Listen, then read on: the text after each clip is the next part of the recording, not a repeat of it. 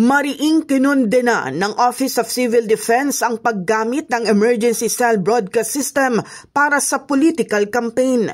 Ayon sa OCD, ang Emergency Cell Broadcast System ay idinisenyo para lamang magbigay ng babala at makapagligtas ng buhay.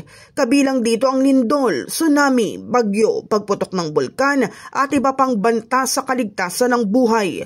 Paliwanag pa ng OCD ang paggamit ng ECBS sa pangangampanya para sa eleksyon ay makapagdudulot din ng kalituhan at malagay sa kapahamakan ng publiko.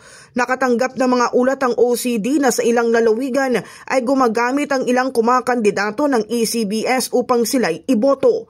Sa panig naman ng ilang kilalang mga telecommunication companies, inamin ng mga ito na hindi sila gumagamit ng ECBS sa mga hindi pang emergency case. Isinumite na ng OCD ang report sa National Telecommunications Commission para sa kaukulang investigasyon.